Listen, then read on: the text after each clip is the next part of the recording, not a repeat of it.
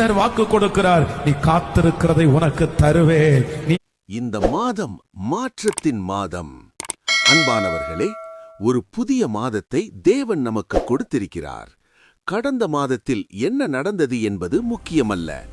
இந்த மாதத்தில் தேவன் என்ன செய்யப் போகிறார் என்பதே முக்கியம். கர்த்தருடைய கிருபைகள் ஒவ்வொரு காலையிலும் புதியவை. புலம்பல் 3:23.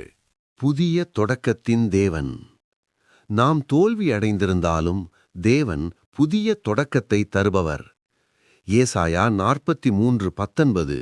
இதோ நான் புதிய காரியம் செய்கிறேன். இந்த மாதம் பழைய கண்ணீர் முடியும். புதிய வாய்ப்புகள் திறக்கும். மூடிய கதவுகள் திறக்கப்படும். தேவன் புதியது செய்கிறார் என்றால் அது மனிதனால் செய்ய முடியாதது. 2. தடை உடையும் மாதம். பலர் சொல்லலாம், என் வாழ்க்கையில் எதுவும் முன்னேறவில்லை. ஆனால் நினைவில் கொள்ளுங்கள், தடை என்பது தேவனுக்கு ஒரு சவால் அல்ல. 1 சாமுவேல் 30:8. நீ துரத்தி பிடித்து சகலத்தையும் திருப்பிக் கொள்வாய். இந்த மாதம் இழந்ததை மீண்டும் பெறுவீர்கள். மரியாதை திரும்ப வரும். நஷ்டம் நன்மையாக மாறும். 3. குடும்ப ஆசீர்வாதம். சிலர் குடும்பத்தில் பிரச்சனை, சண்டை, மன அழுத்தம் அனுபவிக்கிறீர்கள். இந்த மாதம் உங்கள் வீட்டில் சமாதானம் நிலைக்கும். யோசுவா 24:15. நானும் என் வீட்டாரும் கர்த்தரை சேவிப்போம்.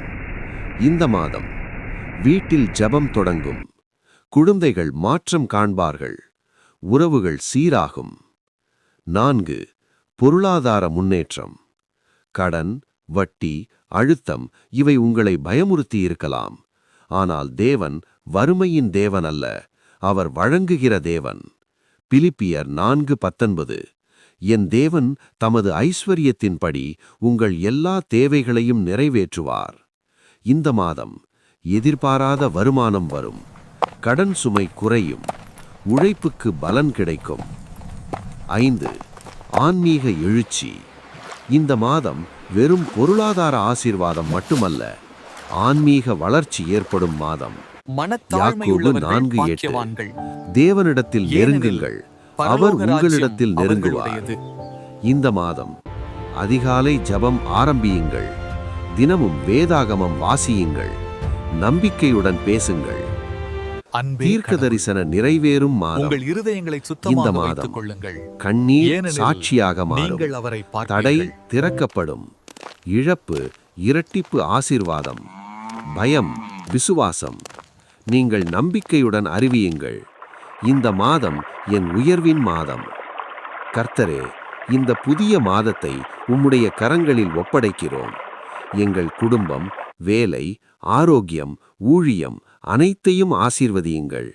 தடைப்பட்ட கதவுகளை திறந்து பயத்தை நீக்கி நம்பிக்கையுடன் நடக்க கிருபை தாரும். இயேசுவின் நாமத்தில் ஜெபிக்கிறோம். ஆமேன்.